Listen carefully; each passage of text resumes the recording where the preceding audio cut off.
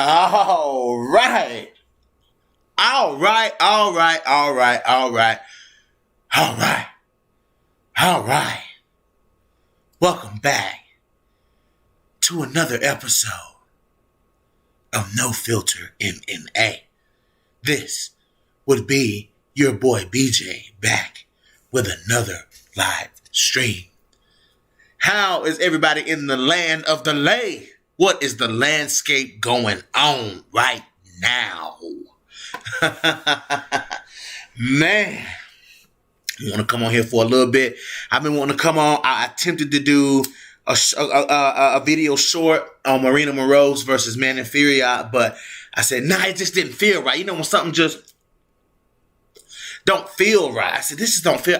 This needs to be discussed on a live stream.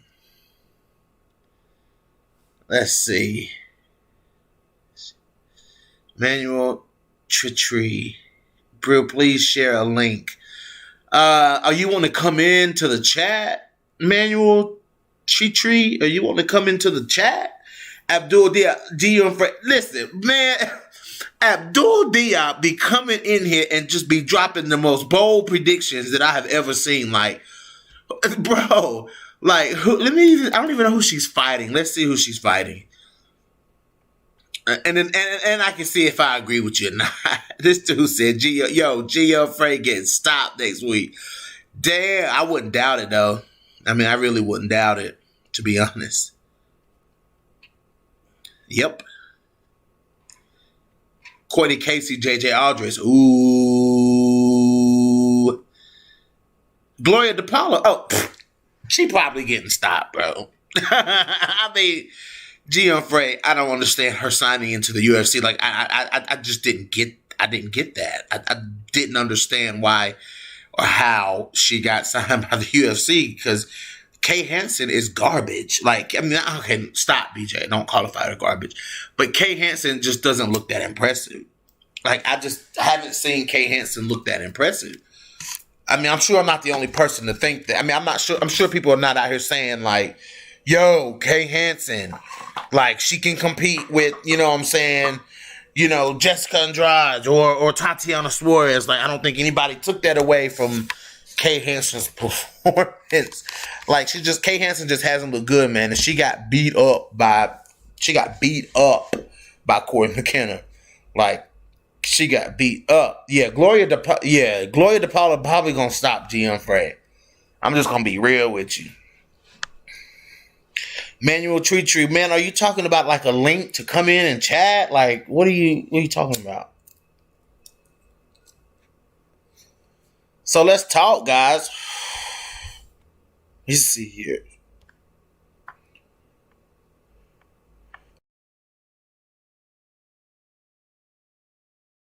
We got some exciting upcoming matches, guys. I'm not gonna be on here for long.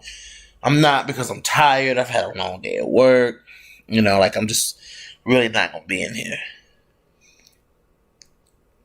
You know, Abdul Diop. You know, this is a very interesting matchup, dude. Like Marina Moroz, that's the perfect matchup for Manon Fiorot. I think that's the perfect matchup for Manon. And the reason I say that is, you know, Marina Moroz is a solid striker. You know, and if you're looking at technique for technique here, you know what I'm saying? Like, I mean, who better? Yeah, absolutely, Abdul. Absolutely. Like, I was going to touch on that. Marina Moroz has good takedowns. I mean, she has good takedowns, and she shoots for those takedowns off of combinations. She was doing it a lot in the fight with Maida Bueno Silva. Like, she would throw a jab or a 1-2, and then she would duck under for the takedown. You know what I'm saying? So we may see Manon Fiorot's ground game get tested in this fight because I feel like what's going to stop Marina Moroz from taking her down? I mean, like, more like what's going to stop Marina Moroz from going for the takedown? I feel like Marina Moroz is probably going to try to get Manon Fiorot to the ground because when you look at Marina Moroz's fight, now, I mean, you know, she's one of those fighters like Kunitskaya, you know, great. No, I wouldn't say top 10. But, I mean, like, she's got great technique, but she doesn't have a lot of pop versus Manon Fiorot got pop. She got pop. When you got a pop, you pee on the end of that pop. You know what I'm saying? Like, she got that kind of pop on her punches versus Marina Moroz, not so much. You know what I'm saying? But what I like about Marina Moroz is she strikes to the body, not with just her legs. Like, she strikes with her fist to the body. And I think that maybe that can throw off Manon Fiorot. I don't know if Manon Fiorot is going to be as comfortable letting off the way she was against Victoria Leonardo. Victoria Leonardo is not that good of a striker. Like, she's not that impressive. You know what I'm saying? Like, I don't think she was that impressive to be in there with somebody like Manon Fiorot. But Marina Moroz, on the other hand, I think Marina Moroz can hang with Manon Fiorot on the feet. I don't really see. Hold on, guys. Hold on. I gotta turn my fan on. Boy, I get hot, but woo, your boy be getting hot.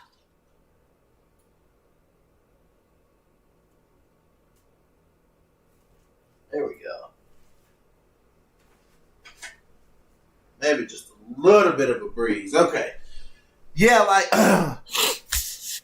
and Marina Moroz can also be like a slow starter. And I think that can be a detriment as well because, I went back and watched that fight with Maida Bueno Silva, man, and she was, like, slow in that fight. Like, she didn't look super, super impressive, you know what I'm saying? Like, she did a few things well, but she didn't look, like, super, super, super impressive. But I can tell that if Marina Moroz turned it up a notch, that she could put on a clinic on the feet, as well as going for those takedowns and confusing her opponents with those takedown attempts and grabbing that leg. She's great at grabbing that leg, you know what I'm saying? Going for that high crotch, you know what I'm saying? And lifting that leg, especially if you throw a kick. She's good at catching that leg, lifting that leg, and tripping you and taking you down, like, and putting you on her back. So if she puts Manon Fiorot on her back, 50-50 on the feet, this fight is even. This is, on the feet, this fight is 50-50. I don't see someone having a significant advantage over the other, you know what I'm saying, like, on the feet. Like, I think where Manon Fiorot exceeds in power, I think that Marina Moroz exceeds in technique. So we may see Manon Fiorot get touched in this fight because we ain't seen her get touched. We didn't really see her get touched in that fight with Victoria Leonardo. She didn't get touched up. Like, it's like she didn't get touched. Marina Moroz can land some good combinations, sit down on some punches, and possibly land on Manon Fiorot. So, you know what I'm saying? Like, we'll see. And once again, the threat of the takedown is there from Marina Moroz. And I think Marina Moroz has been on the ground with some very high-level grapplers, you know what I'm saying? And she's most definitely held her own on the ground. I'm going to get Marina Moroz's record pulled up here. Let's look and see Marina Moroz. Yeah, let's look and see how Marina Moroz's record is looking as far as, like, how she's won fights and stuff. Okay. So she was fighting at strawweight. I remember that. But since coming up to flyweight, she has been undefeated. So she's beat Sabina Mazo and she beat Maida Bueno Silva. So those are two solid wins at 125 pounds, especially with people who, you know what I'm saying, should have the size advantage over you. I know that Sabina Mazo and both Maida Bueno Silva were much bigger girls than Marina Moroz, and she was able to beat those girls decision. You don't see a lot of finishes earlier in her career. She does have a win over. She does have an armbar win over Joanne Calderwood. So she does have that solid. That's a solid win on her record. Is Joanne Calderwood? She lost to Valerie Letourneau, and then she beat Christina Stanchu in the UFC. She beat Danielle Taylor, and then she lost to Carla and Angela. And I think that's when she realized that she needed to move up to 125 pounds. And then boom, now we have flyweight Marina Moroz. Let's see if Marina is undefeated at flyweight, because it says return to flyweight. So where did she fight at flyweight. It doesn't say. Maybe it was in the Ukraine or China or Poland. I mean, she's fought all over the world. Damn, she went to Canada and beat Valerie Letourneau in her home country. Ooh wee! Valerie Letourneau took an L that night. But anyways, beat Sabina Mazo. She dominated Sabina Mazo, I think. And then she dominated Maida Bueno Silva. So, you know, for me, this is a test for both Manon Fiorot and for Marina Moroz, because Marina Moroz, you know, if she gets stopped by somebody who's had one fight in the UFC, I don't think that looks good for Marina Moroz. Like, if she gets beaten by Manon Fiorot, then what does that leave Marina Moroz? Let me go look here. Let me look at Manon Fiorot. Like, Manon don't really have. She don't have a lot of fights in the UFC. I mean, she's 6-1. But like I said, guys, I'm on the Manon Fiorot train, but they're putting Manon in there with some tough girls. Like, they're putting Fiorot in there with some tough girls. They're going to throw her to the wolves because, you know, she created a buzz there. You know what I'm saying? She created a buzz there with that win. Now everybody's talking about, especially the underground WMMA community.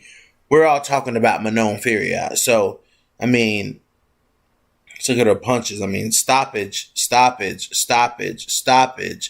I mean, she finishes these girls, you know, and her finish ratio, you know, even early in her career, man, you know what I'm saying? Like, you know, her first win, she won by TKO, second win by decision, third win stoppage, fourth win submission, fifth win stoppage, sixth win stoppage, seventh win stoppage, eighth win stoppage. So she does finish her opponents. And let's look at her amateur record. Okay, she had one. Okay, yeah, she didn't finish anyone in her amateur record, but as far as her professional record, Manon Fiorot has finished a lot of girls. So there's that danger factor there, you know, there's that kill switch that is going to be the difference here between how this fight plays out. You got a deadly finisher in Manon Fiorot, you know what I'm saying? You have a super deadly finisher in Manon Fiorot, and then you have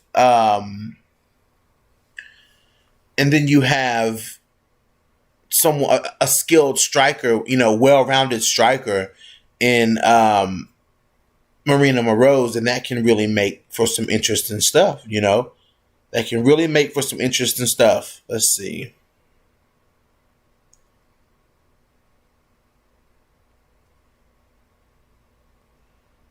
I'll just share that real quick. Hold on, you all. So I think a lot of things go into a matchup here. Like, a lot of things. Sorry, y'all. Hold on. Y'all know I get caught up. Once I unlock my phone, I start seeing stuff.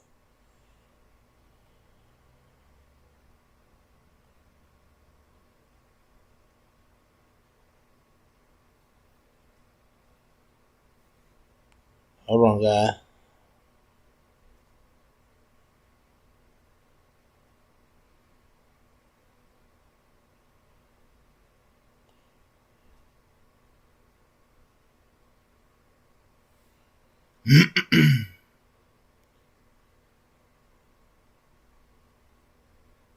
Okay. Now I'm back. So, yeah. So, that danger factor of Manon Fiorot, you know, known to finish fights, skilled striker, knockout fight, can knock you out. You know, powerful strikes, powerful kicks. But you know, the thing that bothers me about Manon Fiorot, and that worries me though, is we got to see her get tested on the ground. We just have to see that before we can start putting her in, you know, conversations. You know what I'm saying? Like, I get it. She looked impressive. She looked very impressive. But let's not talk about Manon Fiorot like she is the best flyweight in the division. You know what I'm saying? Like, I mean, I get the Taylor Santos thing. We've seen Taylor lose a fight. We've seen Taylor dominate a fight. And then we see Taylor go out and out grapple arguably one of the best grapplers in the division in Jillian Robertson. That was an impressive win by Taylor Santos. You know what I'm saying? Like, to go out there and stay in Jillian and spend 3 rounds in the guard of Jillian Robertson is impressive.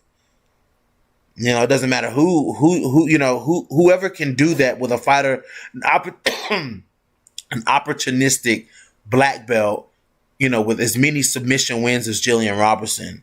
You know what I'm saying? Like, to go spend 3 rounds hanging out in Jillian's guard is, for one, a huge gamble, but also it looks amazing if you can pull it off. So I get the Taylor Santos hype, but let's not go crazy on the Manon Fiorot hype. Like, let's let her buzz, you know what I'm saying? But let's see her go out here and let's see Manon Fiorot fucking, dominate somebody on the ground. Let's see Manon Fiorot submit somebody. Let's see Manon Fiorot display some ground and pound. Let's see Manon Fiorot, pin somebody up against a cage. Let's see her, get that takedown. Let's see Manon Fiorot work. Let's see her clinch work. You know what I'm saying? Like, let's see her clinch. Let's see her scramble game. Let's see her submission offense. Let's see her submission defense. You know what I'm saying? Like, let's go. Let's see what she's made of on the ground. Is she as good on the ground as she is on the feet? That's my question. Like, is Manon Fiorot as good on the ground as she is on the feet? If she is as dangerous on the ground as she is on the feet, guys, we have a new killer to add to the list of killers at 125 pounds. We have a new killer to add to the list of killers at 125 pounds. It is what it is. It is what it is. So Manon Fiorot. So this is like I said, this is a test for both fighters. This is a test for Fiorot to see where she's at. Let's see where Manon Fiorot at. And I think that Marina Moroz is a good test for her. And I think this is a good test. This is a good test for Marina Moroz, because Manon Fiorot may force Marina Moroz into situations that she's not used to being in, especially like someone being in her face, forcing her to bang. You know what I'm saying? Like, because Manon Fiorot gonna come forward, you know what I'm saying? And she gonna force Marina Moroz to bang. So it's up to Marina Moroz to adjust and turn back this hungry fighter, because if she if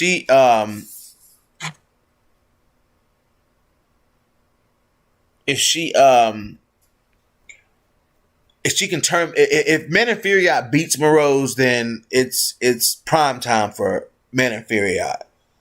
You know what I'm saying? Like, Marina Moroz could use that type of boost. I think she could use that type of boost. But let's see what Fiorot is made of before we start talking about her like that. Okay? Next, I want to move on to UFC 259. Let's talk about UFC 259 for a second. Let's talk about Megan Anderson versus Amanda Nunes. And I'm just going to give my final thoughts on that. Like, I'm just going to give my what is going on?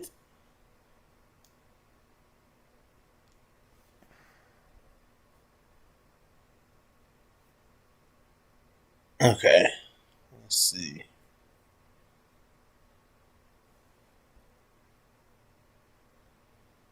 Let's see.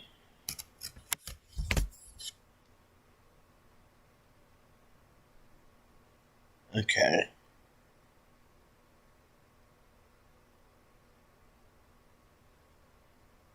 All right. I'm back. And, a lot of people are saying, and I can only be honest about how I look at these fights. Like, I can only be honest about how I look at these fights, man. And I just don't see it being as lopsided. I don't know if it's, I mean, it's just is what it is. Like when it comes to Anderson versus Nunes, the facts are, what I'm saying? The facts are that Megan Anderson is a 6 foot tall featherweight with one punch knockout power. That is still a fact, no matter how good Amanda Nunes is. Like, I get it. Like, I get that Amanda Nunes is who she is. Amanda Nunes is the shit. You know what I'm saying? Like, Amanda Nunes is the greatest female, mixed martial artist, arguably, of all time. So,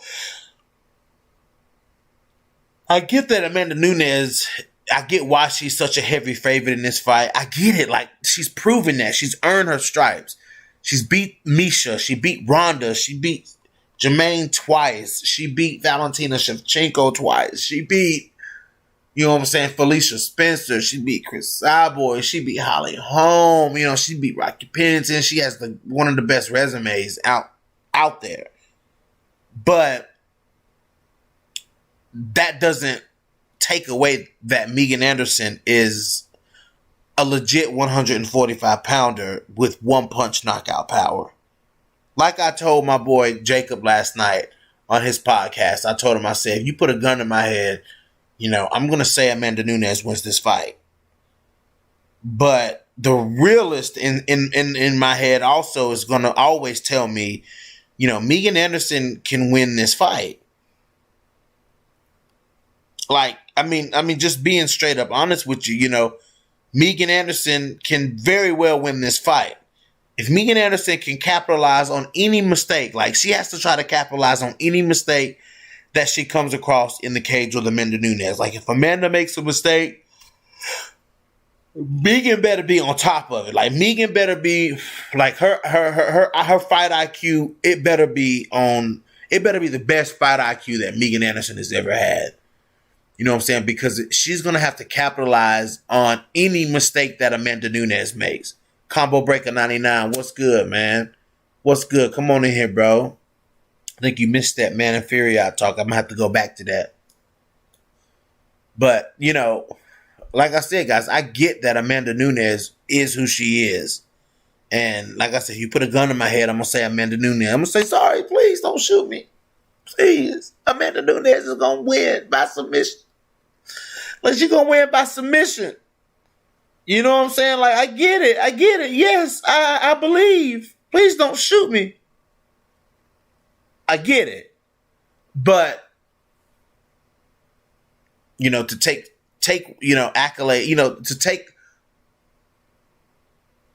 what's the word I'm trying to say? Just to continue to state facts.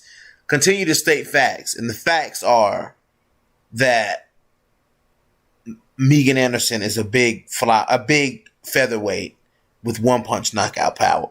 It just doesn't take away that fact is still there. You know what I'm saying? And Megan Anderson is going to have to, she's going to have to capitalize on any mistake that Amanda Nunes makes. The first mistake Amanda Nunes made, Megan got to capitalize on it. And if Megan can capitalize the right way on the right mistake, Megan Anderson can end this fight. I'm just being real. If Megan can land the same shots that Germaine de Randamie landed in this fight, if Megan can catch Amanda open the way she was against Germaine de Randamie in that second fight, Megan will put her out. You know what I'm saying? Now, the realist in me says, not the realist, but the MMA fan in me says, BJ, Amanda Nunes has shown you that she is absolutely great and that her fight IQ has improved so much and she's a great fighter. And I'm telling myself, yes, BJ, that is correct. Like, yes, this. You know this about Amanda Nunes. But what you also know about Megan Anderson and what you have seen Megan Anderson do, part of the reason, the reason why you think that the reason you think Amanda Nunes is the way she is based on how she fights. Yes, BJ. That's right. But you've also seen Megan Anderson fight, and you've seen what happens when girls make critical mistakes against Megan Anderson.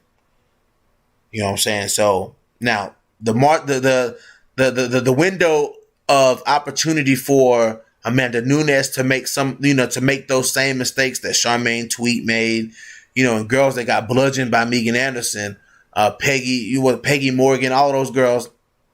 And then, like I said, Megan's fights in the UFC hadn't been the most entertaining. Like, she hadn't had that fight where she can showcase the hands, like, other than the fight with Norma Dumont. And even in that fight, she didn't really get to show her hands like that, but you did get to see she was landing clean on Norma Dumont. You know what I'm saying? That one hitter quitter just put Norma down, man. She couldn't recover. You know what I'm saying? But the window of opportunity for Amanda to make those same mistakes is very small. Like the possibility of her making those same mistakes, I know that's very slim, very small. You know what I'm saying? So I think that kind of qualifies Megan Anderson puts her in that puncher's chance category. The saying, she's got a puncher's chance or whatever. I think that's pretty much a puncher's chance. So, but everywhere else in this fight, I think Amanda Nunes beats Megan Anderson. You know what I'm saying? I think in every other aspect of it, I think that's where Amanda Nunes beats it. Unless Megan can catch her with something. If Megan can catch her, if Megan Anderson can catch her, then it can be lights out. And it can also be lights out for Megan if Amanda catches her. But if Megan catch Amanda, it's lights out. It's lights out. Let's look at these comments. Manon beats Moroz. I'd like to see her fight the winner of Lee Shevchenko. Yeah, I don't know if she beats Moroz. I can't 100% say she beats Moroz, but I'm heavily leaning that she beats Moroz because of the looking at her record. Looking at Furiat's record. A lot of finishes in her record combo.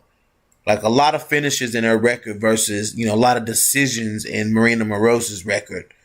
So Manon Furiat got that kill switch.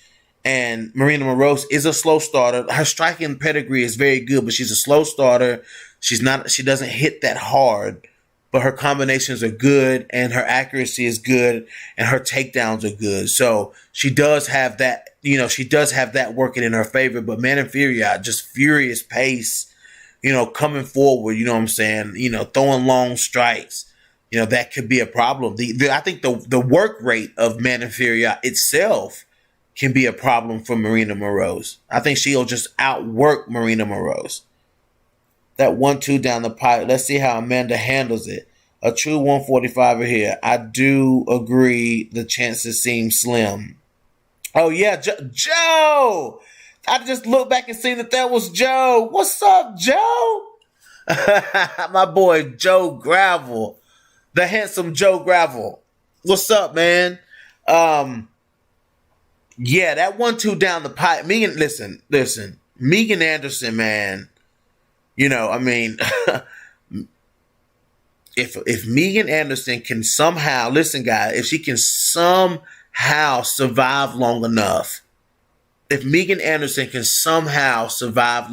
guys, to where Amanda makes those same mistakes that she made in that second Jermaine Durandame fight. You know what I'm saying? Like, Jermaine was able to survive on the ground. And then when Amanda was tired of that ground shit, she wanted to fight on the feet. And that's where Jermaine was catching Amanda. Like, at that point, when that started happening in that fight, everybody was like, whoa. Like, whoa. Whoa. You know what I'm saying? Like, oh shit. Like, whoa.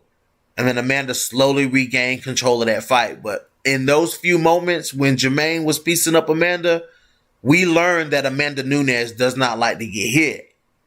We learned that. And we kind of learned it in the Shevchenko fight, the second one. But in this fight, we really learned that, no, you can't, Amanda Nunes don't like getting hit. You know what I'm saying? So, but if Megan can survive in something like that, and that opening, something like what happened in that fight happens again, Megan can capitalize. And my question is, I know that I know that Felicia Spencer and Holly Holm both were able to close the distance on Megan Anderson. They were able to close that distance on Megan Anderson. But is Amanda really like is Amanda other than strikes, which I'm not really like standing at range with them two standing at range, I'm not really worried for Megan. I'm more worried for Amanda Nunes. If they're standing at range, I'm more worried about Amanda Nunes than I am Megan Anderson, only because of the significant reach advantage. Amanda Nunes is so used to having the reach in a lot of her fights, where here she does not even come close to having a reach advantage over Megan Anderson. Like, I mean, let's look up the stats here. Like, I really want to see the stats here. So, I mean, Megan Anderson reach. I mean, these are true factors that's going into this fight, guys. Like, let's look at this fight. You know, standing at range, you gotta be. I'm more concerned about Amanda Nunes. So Amanda Nunes has a 69-inch reach versus Megan Anderson has a 72-inch reach. So Megan's got 3 inches of reach. And let's see, Amanda Nunes.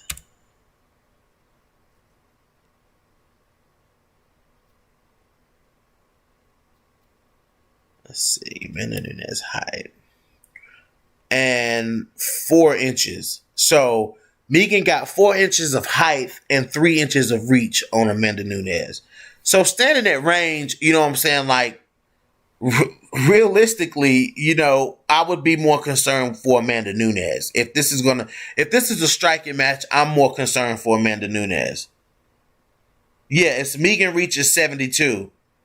So she got a 3-inch reach advantage and a 4-inch height advantage over Amanda Nunes. At range, I'm more worried about Nunes. Because, I mean, if you stand at range, then you're okay with getting hit. You know what I'm saying? And if Megan get hit, like, ooh. I mean, if Amanda get hit, you know what I'm saying? Like, then Amanda Nunes can really be in some trouble here. Now, I'm only talking about these what-if scenarios. Like, I'm not saying that in every other aspect of the fight, it's going to be the same way. No, Amanda Nunes dominates any other aspect of the fight. Like, you know what I'm saying? Like, the clinch, you know what I'm saying? The takedowns, the submissions, the grappling, Amanda Nunes is an advantage of all of that. You know what I'm saying? But as far as, like, you know, standing at range, throwing punches, you know what I'm saying? Like, I understand that Amanda Nunes may be a better striker than Megan Anderson, but Megan Anderson is a much more powerful striker, and Megan is deceptively fast on the feet. Like, her punches it looks like they're slow because she's so big, but Megan Anderson's punch speed is fast. It's not slow. Like, her hand speed is very fast, and it's deceptively fast. Because, like I said, when she's throwing them, and you know, especially if the camera is behind her, and then, like, you can see her from the back throwing punches, she's very awkward. Like, she has a curved spine. You know what I'm saying? So she hunches over. You know, Megan hunches over when she's fighting. It looks very awkward. It looks very like she's not throwing. But Megan Anderson's punches are very hard and very crisp and very fast. So, I mean, very dangerous here, guys. This is dangerous for Amanda. That's the danger zone for Amanda Nunes. You know, going into every fight, there's each fighter can be each fighter presents their own, you know, dangers to the fight. And like I said, everywhere else, Amanda Nunes is more dangerous. But for, you know, standing at range, you know what I'm saying? Like, standing at range with Megan Anderson is not good for anybody. You know? I mean, yeah, man, like, Megan can thump. You know what I'm saying? Like, Megan Anderson can hit hard. And she hits very hard. You know what I'm saying? Like, it ain't like soft touches from Felicia Spencer. You know what I'm saying? Like, that's not the type of fight that Amanda's in here. You know what I'm saying? I think if Jermaine could have kept landing, Jermaine would have knocked out Amanda. Like, Jermaine would have put her down if Jermaine could have stopped the takedown. Jermaine Durandam may wait until after the title fight to get her takedown defense together.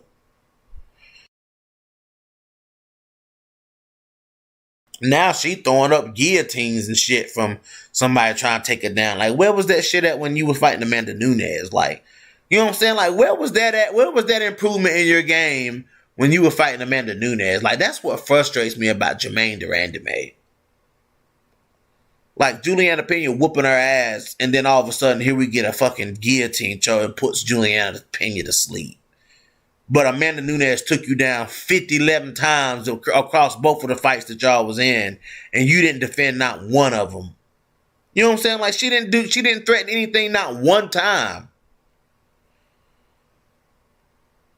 True, but Megan is a fight. Hey, listen, I get that Megan's not fight. That has nothing to do with what I said. That has nothing to do with what I said.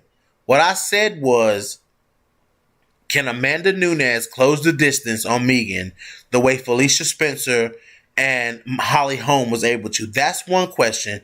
Will she close the distance with a takedown, or will she close the distance with striking?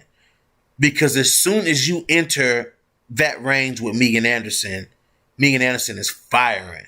Like, look at what happened go look at the Felicia Spencer fight. Look at the Felicia Spencer fight, man. When Felicia was trying to close that distance, Felicia was getting hit. Like, Spencer was getting hit when she was trying to close that distance and come in, you know what I'm saying, on Megan Anderson. I was like, whoa. You know what I'm saying? Like, you know, like, Felicia gonna have to do, because Felicia was trying to strike. Like, Felicia Spencer was trying to strike, and I'm like, no. Like, what are you doing?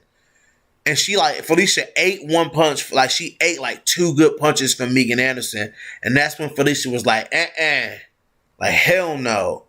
You know what I'm saying? She took Megan down and submitted her, you know what I'm saying? Like, which was the game plan. Let's see.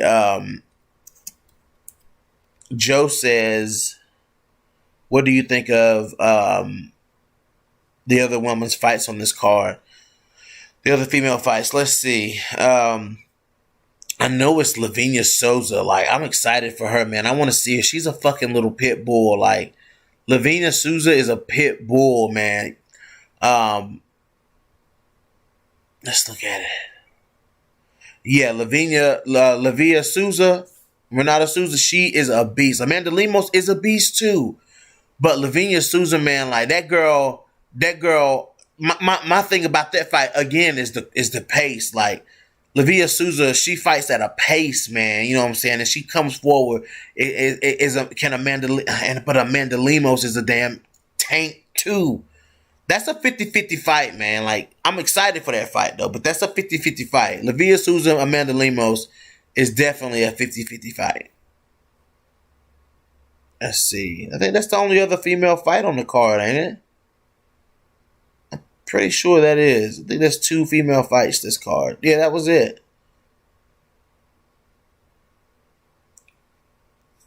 That's going to be a banger, though. Like, that's a sleeper. Listen, Amanda Lemos versus Lavia Souza, that's a sleeper. That's a big sleeper. You know what I'm saying? Like, that's a huge sleeper fight. That can be that can end up being a banger. Like, that can straight up end up being a fucking banger, because Lavia Souza bang, and so does Amanda Lemos. Oh yeah, it's gonna be real. BJ, Souza Lemos is tough, but Mina Bay. What's up, Mina Bay? What's going on? What's going on? We talking, we wrapping it up in here. You already know how it goes.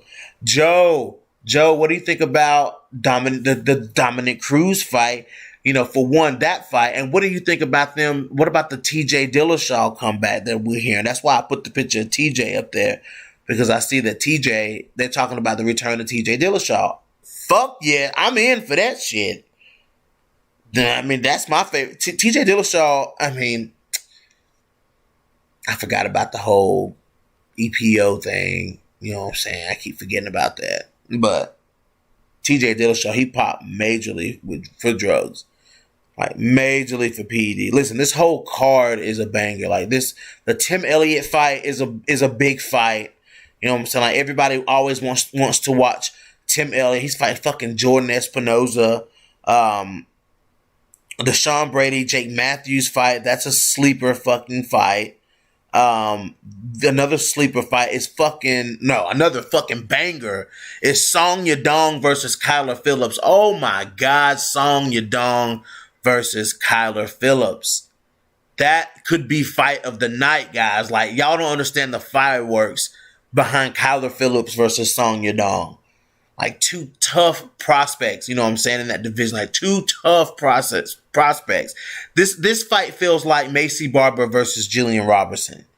Like, the hype that was coming into that fight, like, okay, you got Macy Barber with all this hype, but you got Jillian Robertson who finishing these girls in this division, you know what I'm saying? Like, two buzzing prospects clashing heads. This is that same type of deal here. You know what I'm saying? Song Yadong versus Kyler Phillips is a damn banger. Joseph Benavidez, that's gonna be good, but he's fighting Askar Askarov, and I think Askar Askarov is gonna go in here and absolutely destroy Joseph Benavidez. Like, I hate to say that because Joby is so tough and he's such a pioneer for flyweights. You know, he's one of the best flyweights in the world, but Askar Askarov is a damn murderer. Like, if you don't know that name, you better get to know that name. You have Davison, to me, in the division. You have, I think Brandon Moreno is the best flyweight in the division at this moment. I think Brandon Moreno is the best flyweight. I think he beat Davison Figueiredo, and I think he'll definitely secure the win in the rematch. But you have Brandon Moreno, you have Davison Figueiredo, and then you have Joseph Benavidez, and then you have Askar Askarov as far as the best flyweights in the division. You know what I'm saying? You have Brandon Moreno, Davison Figueiredo, Joseph Benavidez, and then you have Askar Askarov. So whoever wins this fight will definitely fight for the title. Let's see. He's like 80% deaf. I don't think he's deaf, but I think he's like 80% deaf. He's mostly deaf. Yeah. That's a banger. Will Song take the red pill? Love Kyler and that Nikki Doki style. Yep. It is like Macy versus Jillian. Good comparison. Joe, look at Joe getting animated. Joe's so animated, man. This is in a smaller cage. Favor certain fighters. Yep, you're right. If Askar wins, he deserves the winner of Figgy Moreno, in my opinion. Absolutely, Joe. I think so too, dude. Like, absolutely. Especially being undefeated. Absolutely, dude. But he can hear about 20% of what we... Yeah. Yeah. He's very deaf. Yeah, he's interesting. Yep. You know, especially when it comes to, like, tapping. You know what I'm saying? Like, or when the ref says stop, you know, I guess the ref has to, like, touch Askar Askarov. You know what I'm saying? Like, you know, yeah, he may or may not hear you. So let's just to be safe, let's touch him too, you know. Easy or Jan. I'm gonna have to go Jan, man. Y'all want to talk about that main event? Israel Adesanya versus Jan Blachowicz. Woo! Robert Henry, salute. Oh, Combo Breaker 99 wants a link, guys. Oh, shit. Combo Breaker 99 said, dude, send me a fucking link. I hear you, dog. No one is picking Jan, and I don't understand why not. Mina Bay, like, I'm so confused as to why people are not picking Jan Blachowicz. Like, some people are not picking Jan. I'm like, listen, guys, listen. Jan Blachowicz is one of the nastiest motherfuckers, one of the coldest motherfuckers you'll ever come across. Like, Jan Blachowicz is he's different than anybody that Izzy has ever faced before.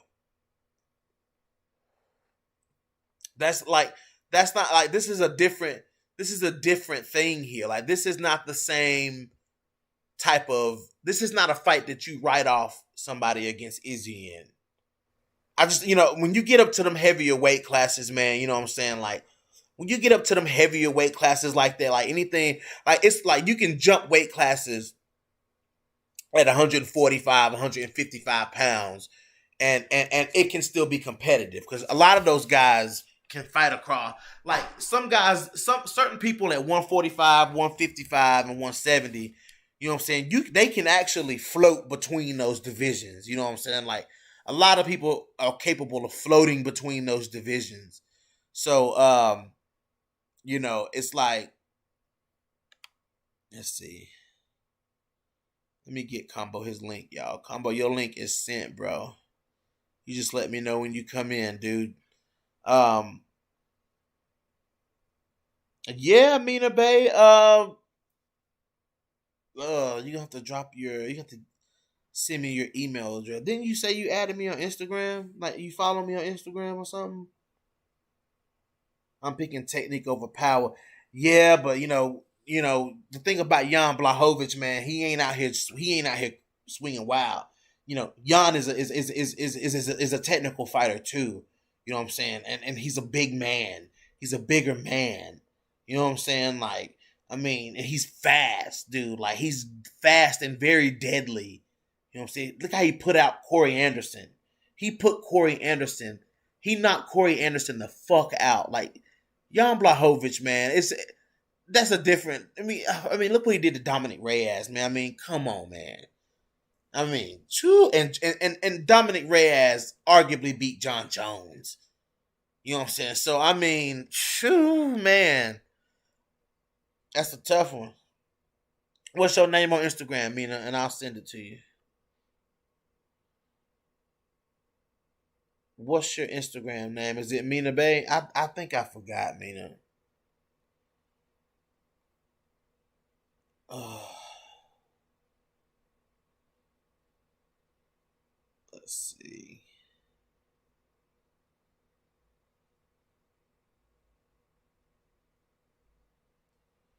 Mina, what's your name on Instagram?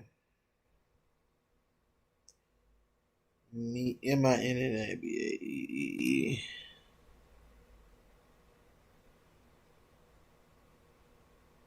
Let's see.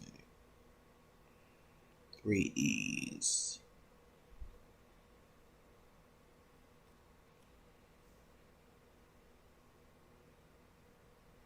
Oh Lord. Oh Lord, Mina Bay.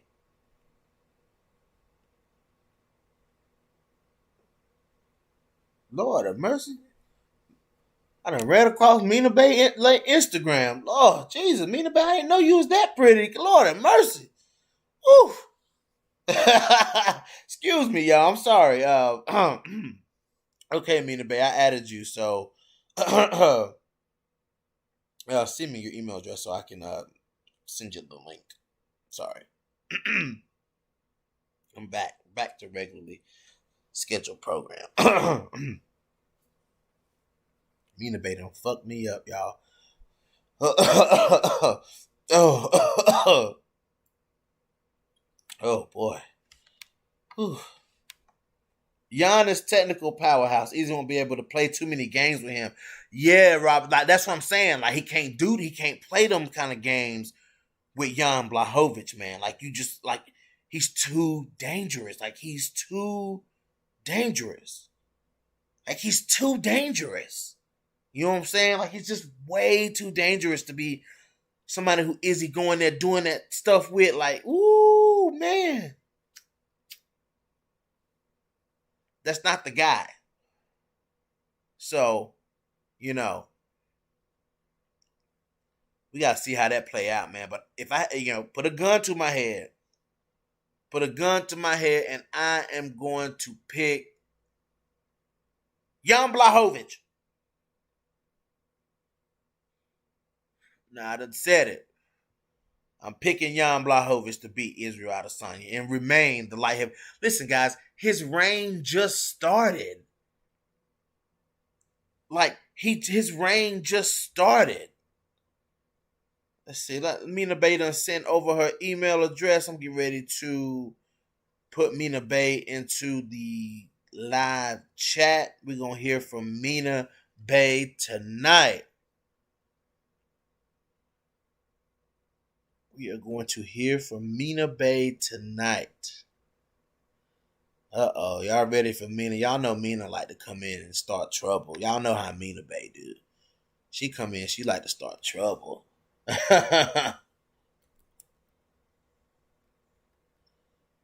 Mina Bay like to start trouble. She gonna get to arguing with somebody. Y'all, the lines are open tonight. Yeah, I'm sending out links tonight, guys. The lines are open tonight. If you want a link, you need to let me know. If you want a link, you need to let me know. The lines are really open tonight. I be forgetting to say that on my live stream sometimes. Like, yo, the lines are open. But tonight, the lines are open. I don't see Izzy, but I don't. Let's see. Yana's able to touch Izzy with a few combo. That may do it. Yeah, that's all he need. That's all Yan need. But I wouldn't bet on that though. Okay, let's party. Oh boy. Oh boy. Let me go back to stream, y'all. See if I'm waiting on y'all to come on in here. Oh boy.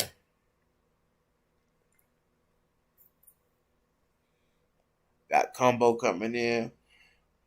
Robert Henry. Anybody want a link? Told y'all the link's going out tonight. We talking. Marcus Bell, you want a link? What you got, Marcus Bell? Where you at? Come on, Marcus. Ain't heard from you in a while, dude. It's your turn tonight. Come on, Marcus Bell. Oh, you good, Mina Bay. Marcus Bell, you coming in tonight? I'm gonna send Marcus Bell a link anyway, man. No, what TJ at? That's why what TJ? I'm gonna send TJ a link. Not Marcus Bell, TJ. Marcus Bell don't get on live.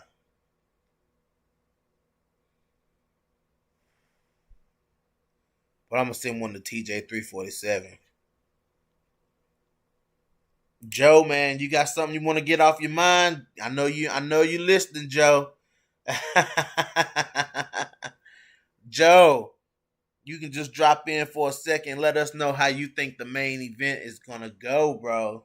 You ain't gotta stay long. Yeah, I sent TJ I sent him a link, man. I should send Coach a link. I'm gonna send Coach a link too. Let me send Coach a link. Hopefully Coach come in. Maybe, oh man, should I send one to Genesis Green, man? Should I send a link to Genesis Green? I think I should send one to Genesis Green.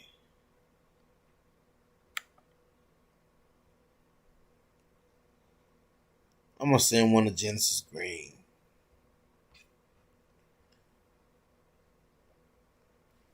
I sent some links out. So, y'all want to come in here and talk, y'all come on in and talk. TJ34, I sent one to TJ, Mina Bay. Sent one to Coach. I sent one to Genesis Green. Sent one to Combo Breaker 99. Links have been sent out. I'm just waiting on y'all to hop on in here. But yeah, man, you know, he can't go out there and do stuff like he did in the fight with Costa. You know what I'm saying? Like, thing about Yan is Yan don't do all of that shit Costa was doing online. You know, badgering Izzy, posting memes, making videos, like all of that. I'm gonna kill you. You know what I'm saying? Like, and I was for Costa. Like, I thought that the Costa that we seen in the past was going to be the same Costa that we seen in the cage with Izzy, and that is not the Costa we got. Like, that was nowhere near the Costa that we got, man. I mean, what happened to Paulo Costa in that fight? Like, I mean, he didn't even try to win that fight. Like, I couldn't believe that he fought like that. Let me see. Robert Henry says he wants one. Oh boy, it might end up popping in here tonight.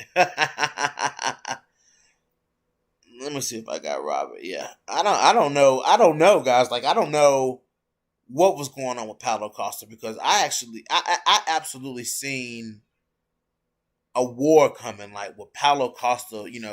I felt like we were going to be seeing Izzy eating shots from Paulo somewhere in that fight, and it did not happen at all.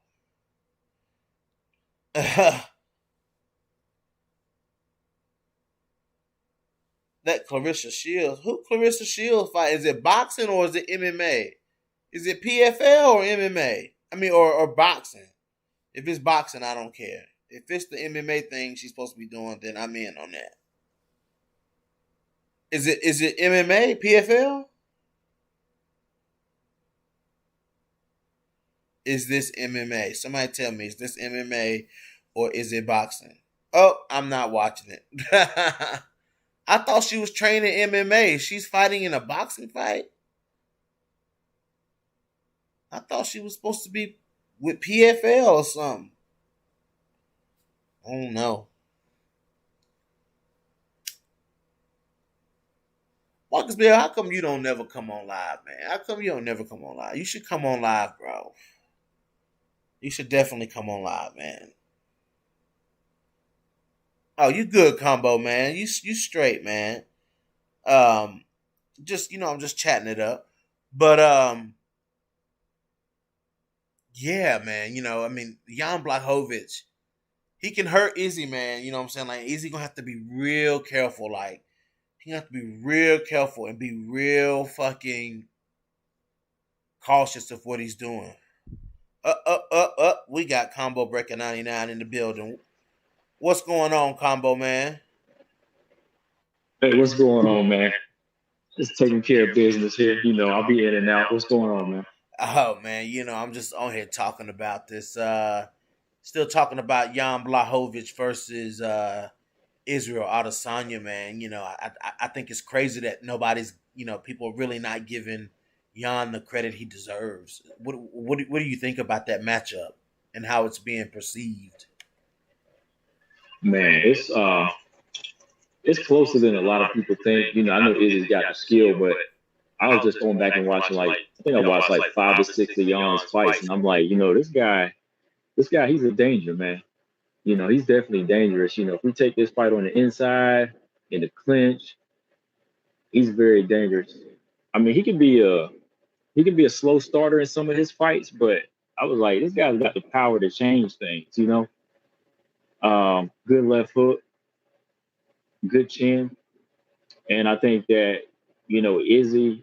I'm not sure if he's very sure about staying at this weight yet. I'm not sure. I'm not really sure if he's like sure that Like he's going to be committed physically to it. strong for this job.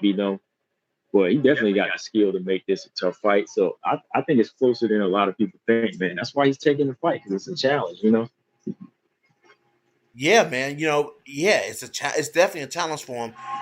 And this is the first time he's gonna feel that like like I mean, if you're gonna get a chance to feel that 205 power, they put him in there. I mean, he chose to fight Jan Blachowicz out of everybody, man. Like, I mean, the champion I think he would fight the champion, whoever the champion is. Just the fact that it is, Jan Blachowicz is just because it's Jan Blachowicz. But if the champion was anybody, he would fight them. But I feel like Jan Blachowicz is he's the power is going to be surprising. I think because he didn't take any power shots from Paulo Costa, so he dodged that bullet. You know what I'm saying? But somebody like Jan Blachowicz, man, the way he put out Luke Rockhold, man, the way he put out Dominic Ray, like the way he put out Corey Anderson, like my God, dude. Yeah, he's definitely got something Paulo Costa had. Paulo didn't have no heart to take a chance. So that's what took away from his ability to land anything. He didn't want to throw it. But I think that Yarn, he's gonna take more chance. He's definitely gonna put himself out there to be hit, but to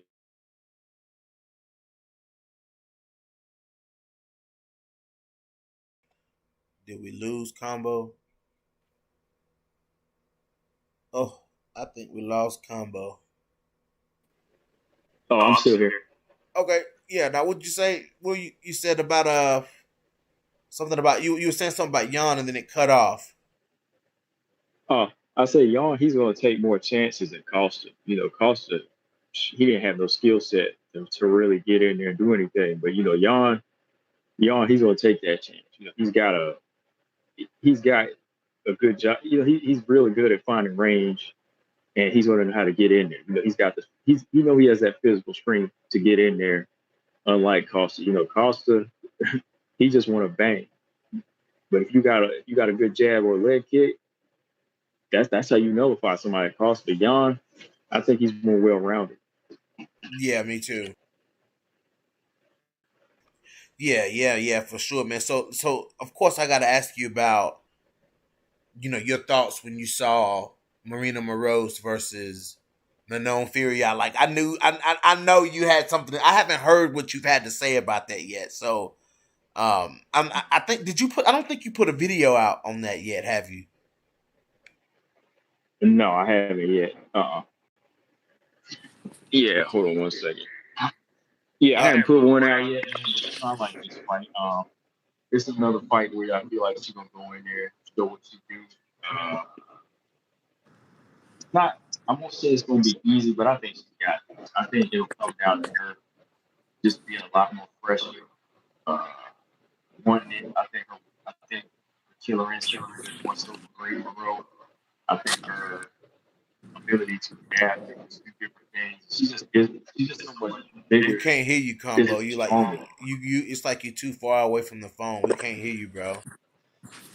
It might be my connection, man. Hold on. No, no. Now I hear you. Now we hear you fine. Hey, Yeah, can it's you probably hear the me? connection. Mina Bay is in the building. What's up, Mina Bay? Hey, my headphones wouldn't connect, but yeah.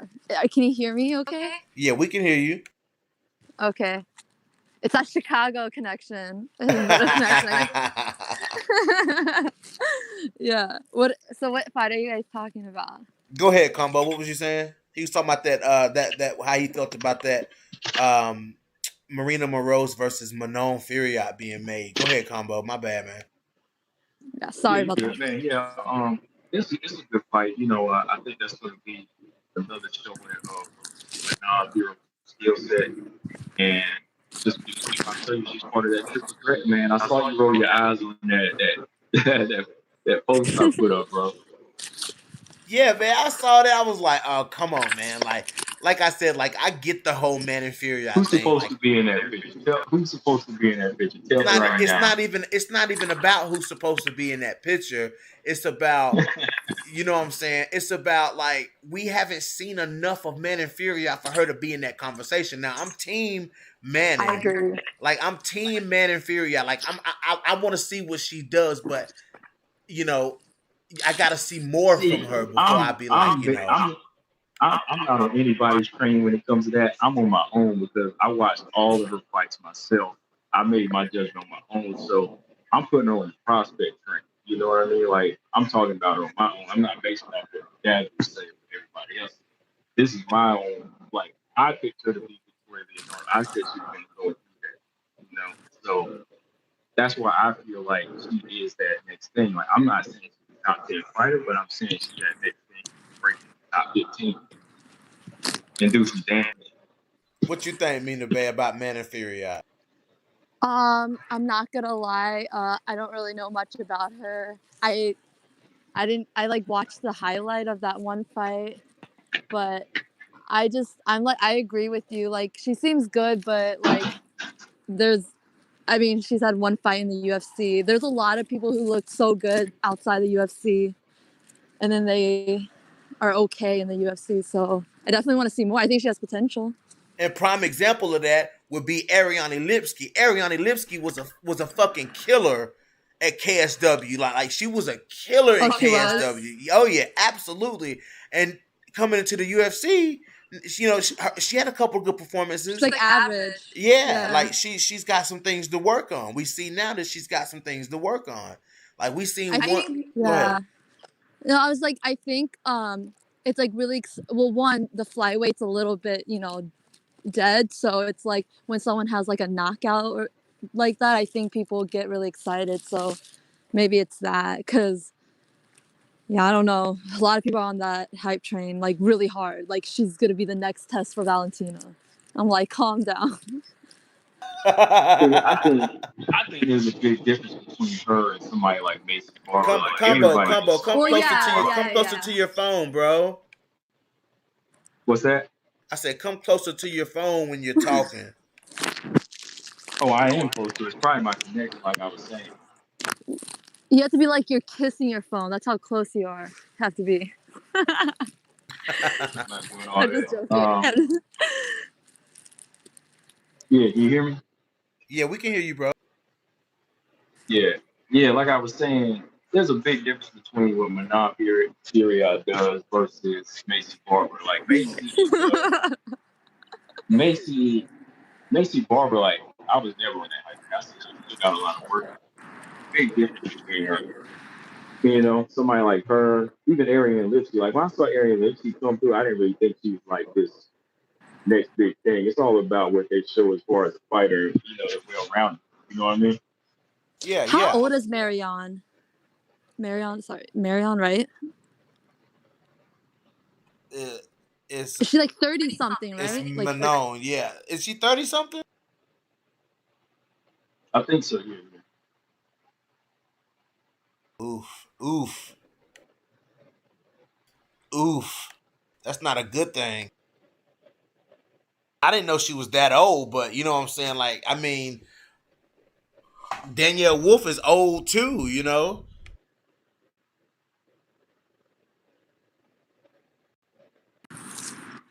sorry about that. Are you good? Combo, you still there, bro? Yeah. Yeah, I'm here. Yeah. So she's like she's like in her 30s. 31. She's 31 years Yeah. old. So she's definitely more polished than Macy Barber. Yeah. I mean, you know, I just feel like, you know, I gotta see more. You know what I'm saying? Like I gotta see Me too. I gotta see somebody test her on the ground. That's why I was saying, like, you know, that's why I was pointing out that Marina Moroz, you know, is good at with combinations, and she'll grab the leg and take you down. You know what I'm saying? Like Marina Moroz, she mixes in takedowns with her striking. She may not throw the hardest punches, but she's a solid technical striker who mixes it up and tries to get you to the ground. So we may see in this fight, Manon Fury put on her back, because Marina Moroz So can this has put her been on her made? back. Yeah, that fight been made. Oh, when is it? It's like April, isn't it?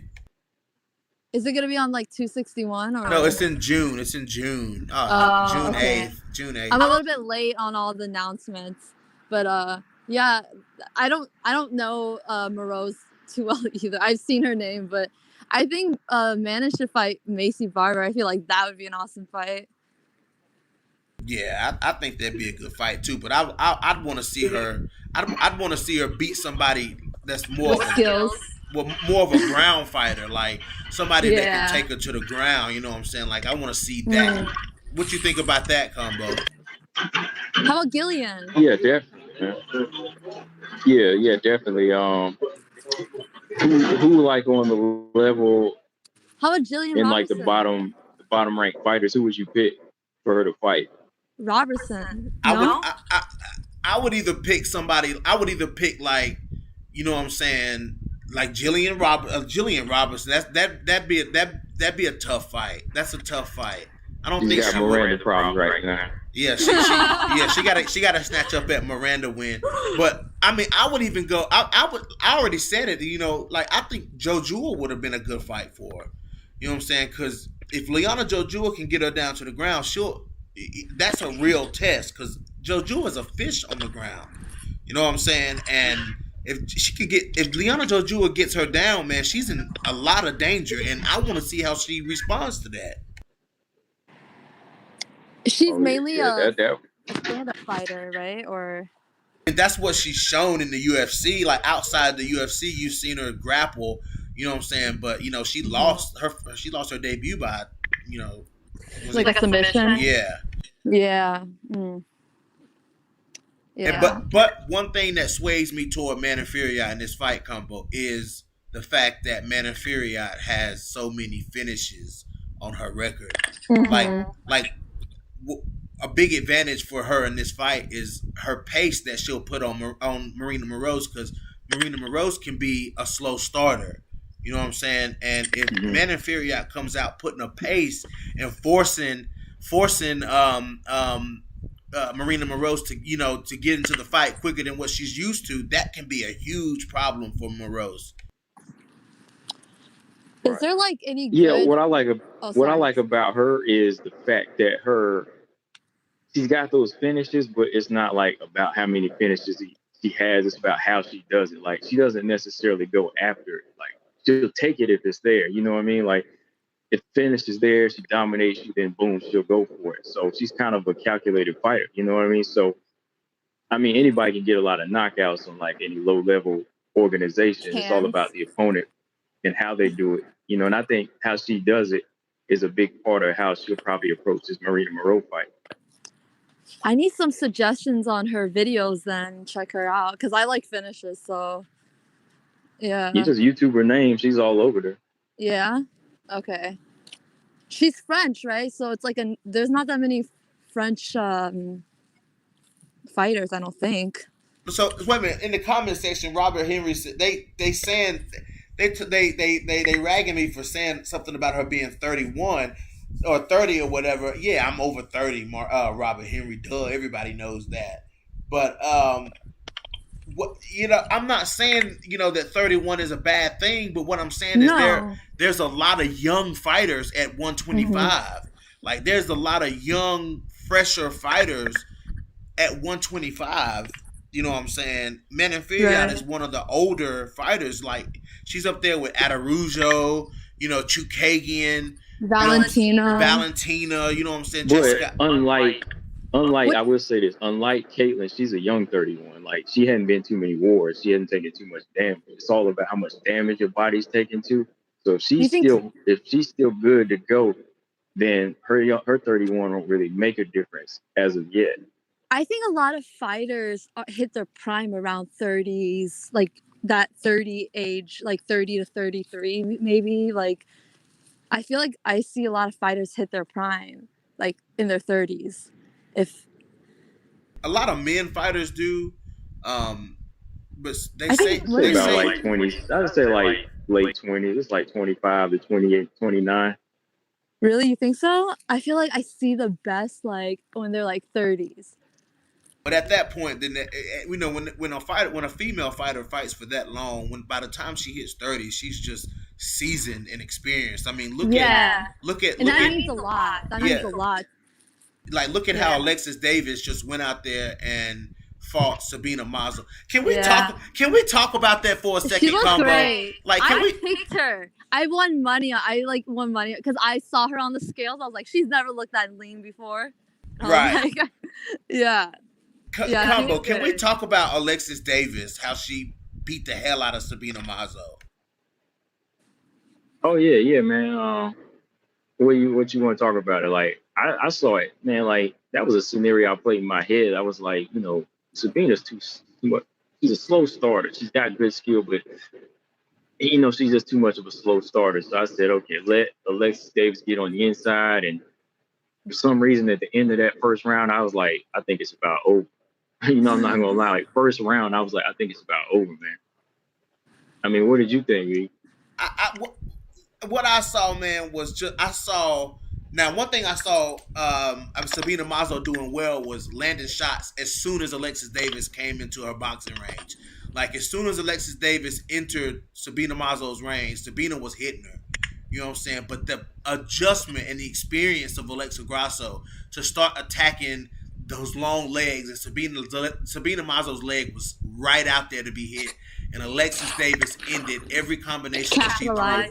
Yeah, she ended every combination that she threw with a leg kick, and it slowed Sabina Mazo down tremendously in that fight. She looked a lot better than her flyweight. I think she should stay at bantamweight, maybe. Yeah, I think so too. Can we talk about how Alexis Davis's body has changed? Did you notice that, Combo? She's lean. Yeah, she was good. Is she on something? Because I mean, Pick her. If you look back at Alexis Davis's fights, like with Ronda Rousey back in the day, like when She was flabby. yeah, like she looked. I don't know, man, but She looked flabby. No, she used to look flabby, like like old lady skin, a little bit, like.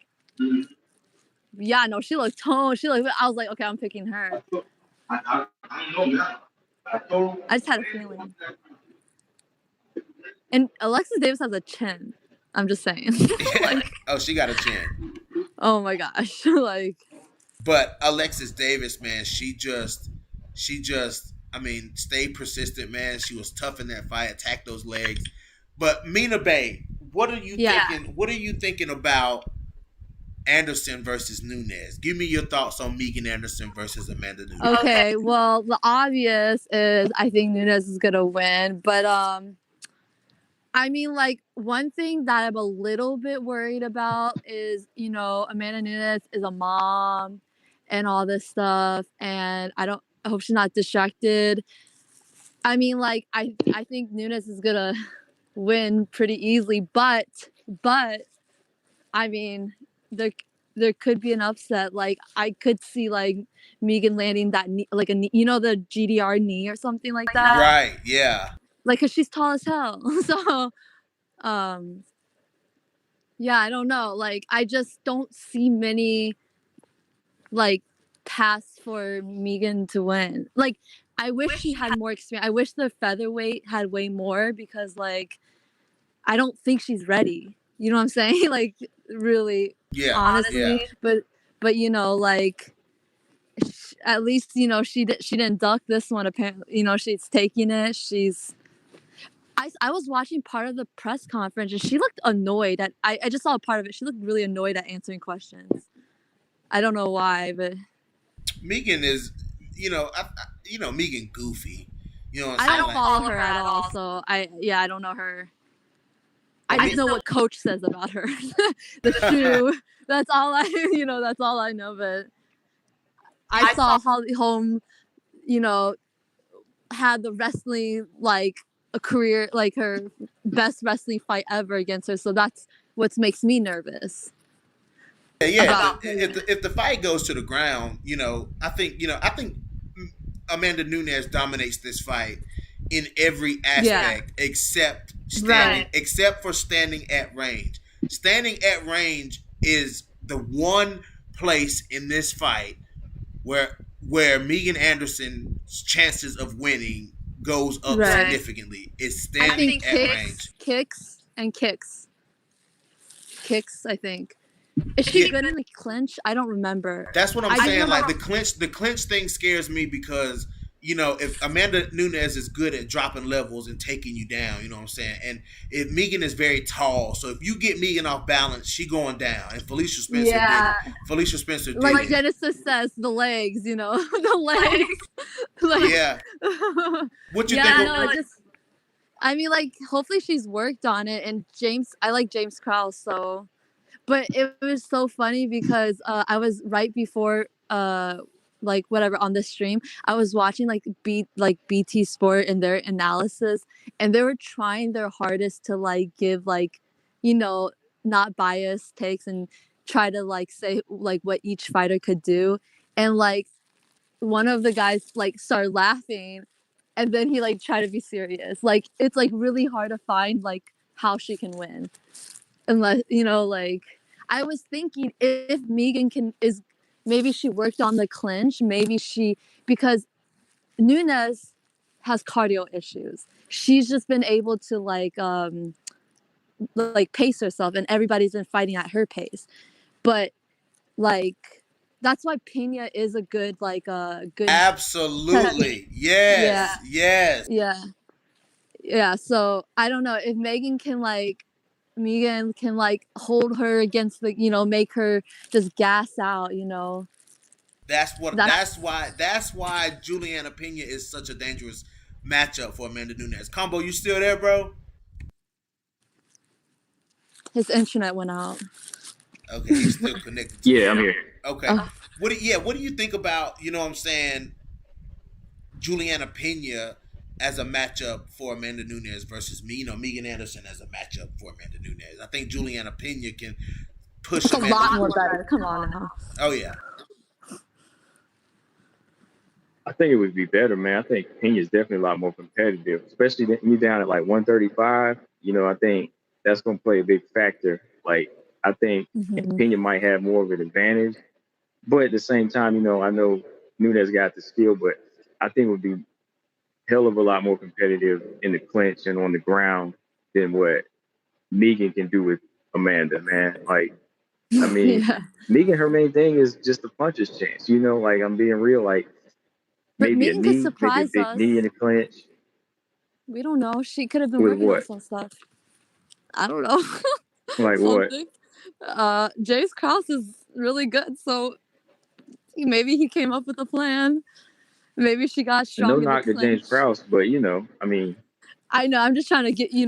I'm Team Nunes. I love Nunes, but like, I'm just trying to, give Megan a chance. So combo, what you think about when this fight is at range? What's your assessment of how this fight goes down standing at range? At range, it's going to make it, man, like it's going to make it a little bit closer. Definitely going to make it closer. I think that, let me think, man, like, if Megan it could be can closer. land that toe I won't to say the eye. 50-50. Maybe like 60-40 for the Nunes. You might think I'm crazy, but I think Megan really has the right hand where Nunes can punch with both. Like I went back and watched that Cyborg, man. It was the left hand that brought Cyborg, not the right. It was that left hand that put her. So I think Nunes has a chance, like in the pocket, but on like an outside range, then it'll be Megan's range. It'll be her chance. I still think, like, you really look at how they punch. I think that I think it Amanda would might be a punch little bit longer, competitive, though. but you don't want to give her that chance. Right. But I think Amanda punches long.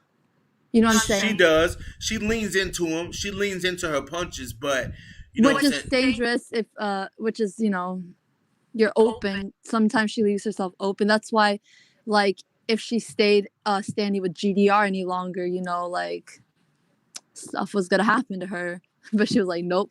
So she's smart. It's just like, it's really hard when you have like someone who's like high IQ, because like if they're not succeeding, they're just gonna take them to take them down or do whatever.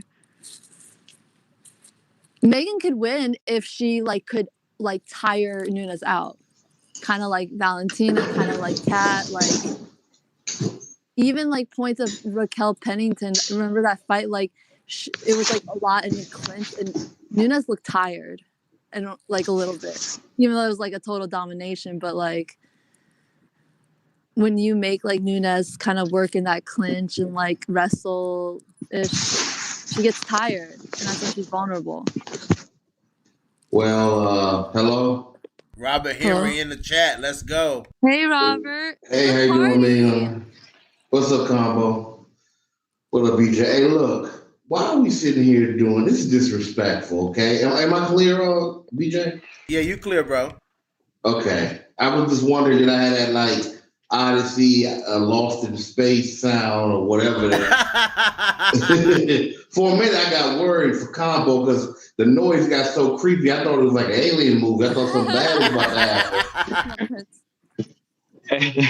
then Mina started having the same problem, but then it went away. So I don't know. But anyway, look. Oh, I was walking my dog outside, so it was probably the cars. Okay, something to do with the dog and the car. Okay, all right. So look. All right. Yeah.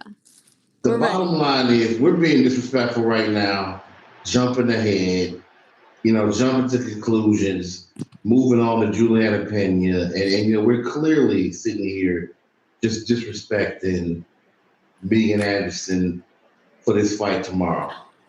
And you're right, and we're right. We have no reason to believe that Megan Anderson is going to go in there and not get taken to the ground, hounded through the floor, and wake up in Australia. We have no fucking reason to believe that, BJ.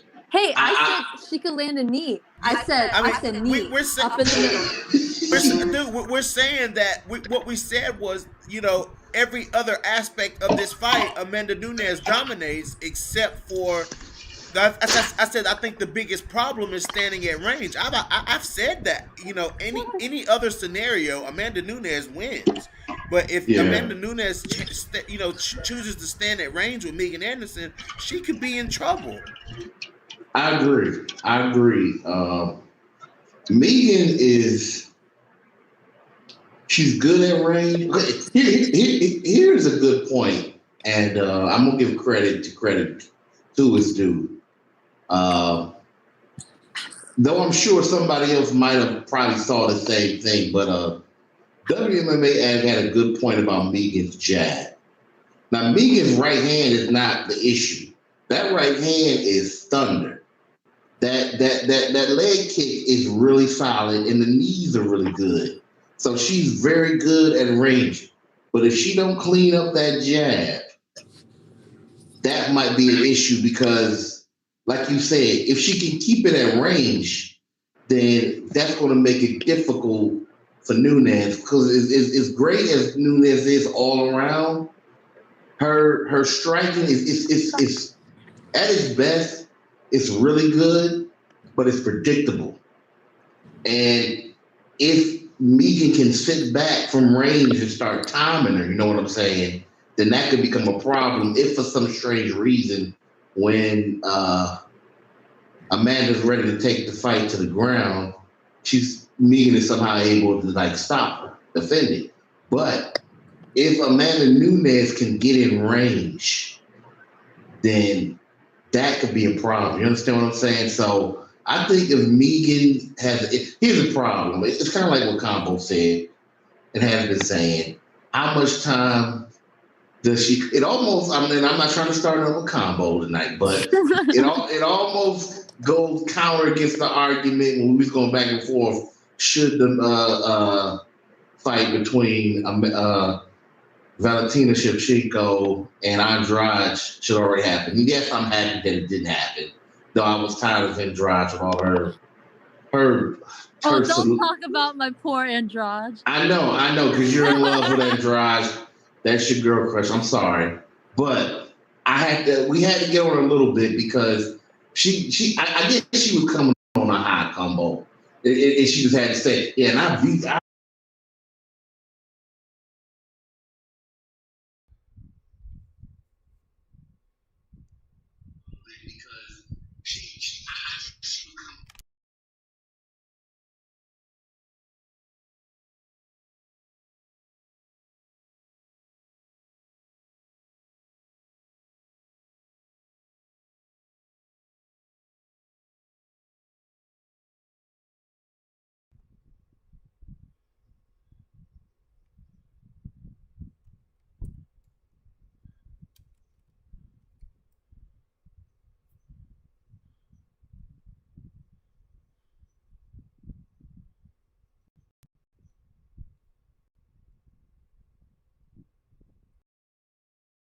out there, keep it straight, throw it, not just flick it, not just range find with it.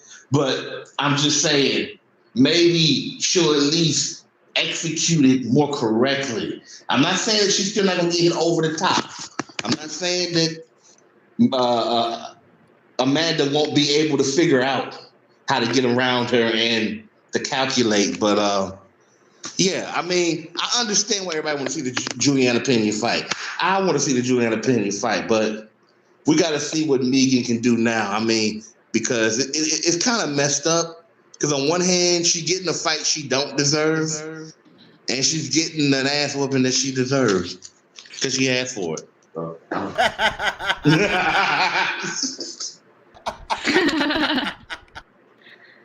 You just went on like 5 different subjects.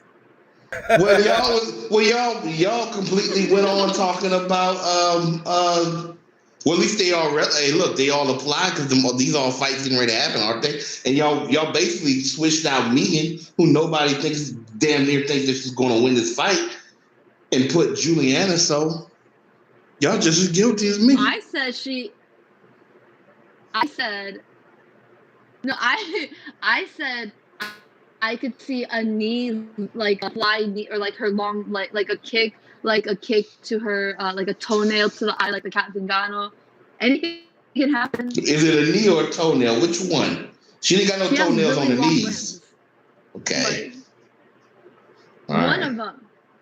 One of them. No, I mean like one or the other. Like, couldn't you see her accidentally toenailing or kneeing Amanda? Maybe that could be something. Here's the problem, and let me say this real quick. Somebody else. The problem is, and a lot of us don't want to admit this, when it comes to jiu-jitsu, Amanda's actually pretty good. She's good. I mean, she was making Spencer look really bad in that fight. Yep. And the takedowns. Look, I'm not a Megan. I'm not a Megan Anderson fan. I'm not a Amanda Nunes fan either. But I will tell you one moment in that fight where I got really excited. Do you remember when she took her leg, put it behind her? It was a trip slam, right? She took this true 145 pounder and slammed her ass down with one hand. You remember when she did that? I mean, that was some force. That was like skill combined with authority. So Megan Anderson doesn't really want to get, if it's not up against the cage, or if it's not something where she can turn around and catch her with a quick knee or something, she better stay the hell away from Amanda, in my opinion. Is it me or like is it really blurry? Me or what? Huh? Oh. Yeah. Is it just like my headphones, or is it like? Is Robert clear to you guys? Like, is he speaking clear? He's like, Yeah, he's in I like can hear you. Yeah, I can hear him. He's in like an echoey room, but yeah. What you Probably got? because I got the door open. I'm sitting in a regular room. Probably because it's probably because my voice is heavy, and I'm the only one around. Let me close this door. See that a little. Am I breaking up? I got No, you're fine. No, we can hear you I fine, think it Nina might be Bay. my AirPods. No, we can hear you fine, Nina Bay. Because all you guys sound breaking. Because almost all you guys are like breaking up-ish. Well, you got to get off of your earpods. So I'm gonna take it off now. It's StreamYard. Yeah. It's StreamYard. You might need to plug your headset in sometime. This is probably why Genesis doesn't like. Yes. We hear you better now. But go ahead, Combo. What you got to say about that? About what he was saying? Yeah. Okay, everything's better now.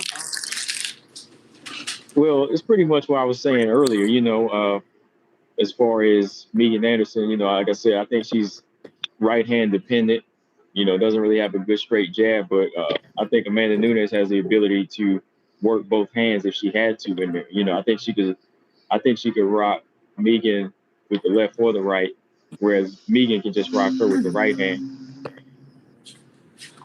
Yeah.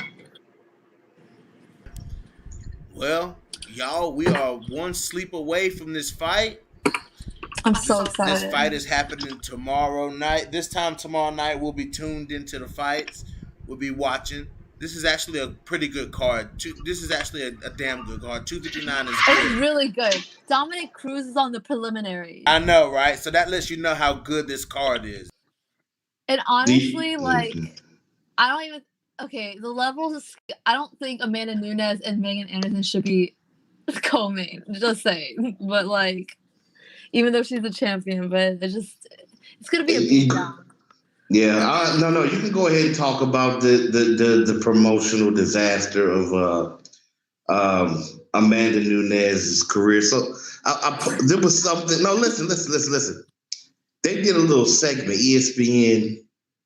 They did a little segment for Amanda Nunes with her being a mother. And I'm not about to dump on that. Yeah.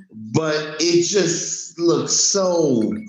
I saw what they were trying to do. It looked cheesy. But I'm gonna tell you what it was. It was cheesy and it was cringe. See, so they use Daniel because Daniel Cormier. See, if you pay attention, and combo BJ, you see how they've been having Daniel Cormier. He working overtime, right? He just grabbing some food and going and he done gained so much damn weight. Oh yeah. That look, he be wearing these big T-shirts. You know how you wear the big T-shirt to try to hide the weight? He ain't just wearing a big guy wearing a big shirt. Clearly, he's trying to hide it. He went in there looking like he just ate a whole fucking picnic table. But anyway, so they had Daniel Cormier. They had a couple of people, right? Recognizables. But that wasn't Stanko, was it? Who was the other girl that was in there with Megan, Amanda Nunes? I can't remember, but some former fighter. And it was just so cringy. And the problem with Amanda Nunes is, and I'm not trying to be mean here, okay? But she ain't got no damn mic skills. I mean, every now and then she'll tweet out something that's okay. She may say something. She can't talk, man. She can't talk. Like she don't work on, and I don't mean this to be mean. And look, none of us speak 100% of the king's or the queen's English and all that BS. What I'm trying to say to you is she don't know how to articulate interesting things in interviews. She'll say one half an interesting thing, and then it's the rest of it. It's just all filler. I mean, it's not her thing. I mean, even Cyborg will give you she'll give you a decent comment here and there. Her English ain't all that. But she got a little bit more. Who?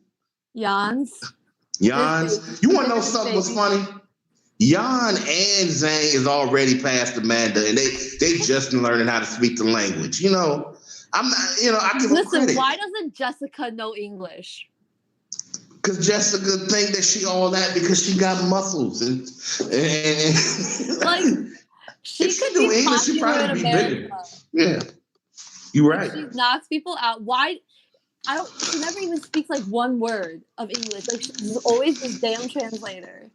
She could be like the Ric Flair or WMMA. Just picture Jessica and they're like, woo! I knock out Valentina Shevchenko. Woo! I'm gonna do it on that. Anyway. No, but look, anybody want to talk about that prelim fight with Lemos? And is that the fight? Yeah, Lavia Souza and Amanda Lemos. Yeah, to go ahead and talk about that. That's a sleeper fight. So I'm just gonna listen. I don't know who gonna win that fight, but I like Lemos. I think Lemos is Lemos is the one with the speed. She's the one with the combinations. I like the way she fights. I don't know a lot about her, but I have a bias against Sosa. I don't know a lot about Sosa. Honestly, it's something I don't like about her. I'm not into her. I mean, she's good. I mean, she got some ground game. She's okay, but she's not. I'm gonna tell you what type of fighter she is. She's one of the type of fighter. She just figure out how to win a fight. I give her credit, but you know what I'm saying? You feel me? She just knows how to win a fight. I mean, some fighters are like that. They don't necessarily. They're not. I'm gonna tell you. I'm trying to make a good comparison. She's fairly one-dimensional, but she is game. I'll give her that. But I don't see her ever moving up and being something big in that division at all. So I'm going with Lemos, but I'm not 100% sure where those fighters are at mentally. But it looks like it's Lemos' fight to lose slightly. I don't know. What about you, Combo? How you feel about that fight? Well, I did my prediction on it. I'm going with Lemos by like a close decision in that fight. I think she has enough skill sets and speed to give Souza trouble. Like I've seen Souza, I've seen her since Invicta, and I think she can be a slow starter, and that might really be her downfall in this fight because she's dealing with a fighter that throws really good strikes. Like Souza lost to Angela Hill because she started slow. She started slow in that fight. But I think Souza's a much more harder puncher. I think she's good in the clinch. She can kind of wear down in the third round. So if she loses any rounds, I think it might just be like the third round. All right. I think actually Yoder blew that. I think she could have took that fight in the third round, but it is what it is. Yo, Genesis Green is in the building. Genesis Green, what's popping? What's up, motherfuckers? Hey. Hey, how's it going? I really wanted you in the chat. I was like, get Genesis. I am here, people. What's going on? Yeah, we're using StreamYard. Sorry. Girl, StreamYard is fucking trash. I know. I know. It is. Is that Combo Breaker I see? Yeah. Yeah, I that's just me. love him. He is just so adorable to me. I just freaking Really? love him. I do. Oh. I don't even think you see me. I ain't even put my pictures up there. So. Well, I know how you look. And hey, Robert Henry, how are you, sir? I'm fine. I'm just getting ready for this Megan Anderson disaster tomorrow. Look, let me tell you, they can hype her up as much as she wants, as much as they want, but her height and her reach, it ain't gonna mean nothing, man. It ain't gonna mean a motherfucking thing. Do you hear me? Nothing. Oh my god. Genesis, Don't worry. You didn't pick me, and I thought you did pick me. You a liar. Who told you that? Look, let me tell you something. Coming from somebody that has fought before, especially fought fighters the height she is, because I'm not really that tall, but I guess you can kind of say I'm kind of tall because I think I'm like 5'8" or 5'7". But back when I used to kickbox and stuff, you know, like them girls from them other countries, there was some big bitches. They was like 6 feet tall. But the thing is, but for real, they were big. They were big, you know, coming from me being 5'7" to have to fight somebody that's like 6 feet tall, 6'1". The thing is with them, the reach is okay if you're very accurate and on point, but when you close that distance, they ain't worth a damn. She ain't gonna be worth a damn. Like, She's wait, not. how much reach, like, advantage does Megan even have? Like, is it that much? I want to say to Amanda maybe like 5 extra inches or something crazy like that. I don't know. Because It's she's something not crazy. too far from GDR. It's like 1 inch maybe, I think, from GDR. She's pretty close, and she's pretty close. I know. Yeah, so I mean, like, I don't think Megan stand up is nearly as good as GDR. So, like, I don't know. I think she can win it standing up. I think she can win it on the ground. I think she can win it everywhere. Meaning, all you gotta do is look at the damn, especially the first one, the stare off. Don't look at the faces, right? Because it ain't about because Amanda always gives you that poker. Amanda rarely shows any emotion, like other than some cheesy ass, "Hey, I'm Amanda Nunes," right? Look at how close she was standing to Amanda Nunes. She was proving a point subtly, like, I'm about to be in your shit all damn night. You can try to jab me. You can try to keep me in range. You can try to poke me with a toenail, with a kick. I'm coming for you. I'm coming for you. Hey, that toenail in the eye is a real thing. It could happen. So Genesis Green, what is the outcome of this fight? Murder. The impatient is the outcome. Huh? You see what? I see Amanda either stopping her or submitting her. Because I don't know if y'all follow Megan's resume, but I want to say back when she was Invictus, she fought this girl named Amber Lockhart, and Amber almost knocked her ass out. And I know Amanda hit way harder than Amber. Didn't Cindy Danwa like drop her too? Or yeah, Cindy. No, that was Charmaine Tweet with that spinning back fist. Okay, yeah, that one. But Cindy Danwa beat her ass too. Cindy Danwa submitted the fuck out of Megan Anderson. So I just seems like we have a little bit of a trend there. Seems like when Megan Anderson fights any true 145 pounder with skill, she gets her ass kicked. Hold on, 135 pounds too. Holly Holm wrestled crap out of her. Well, still, a fighter who fights with skill, who's athletic, that has more ground game. So I just cannot believe Holly Holm got her career record of takedowns in that fight. Like you talking about the last fight, right? Against Adana. That's when she got the career takedowns. Okay, well before that, she took Megan. That was like her defining like wrestling. Oh yeah, at the time it was. Yeah, it yeah, was and no one expected it. She's good on fire. And so, if she can take her down and keep her down, I'm sure Amanda can. So in other words, Genesis Green, what's gonna happen? I see ground and pound or choke. Is your name Genesis? It's either one of those. I can't choose, but I think I'm leaning towards like maybe first round. Honestly, I don't even know first round. So Genesis Green. So Megan Anderson gonna do what? Say it again. I said so. Megan Anderson gonna walk in that cage and what? She gonna try to play that distance shit, but I mean, first of all, her ring IQ isn't as high as Amanda's. Amanda's gonna close the distance. Hell, she might even eat one to even get in there. She took punches from GDR, so I'm sure she'll take one to get in. I mean, that's just what it is. So Megan Anderson gonna what? What you think? She gonna try to strike and keep distance, but Amanda gonna close that distance and get on that ass.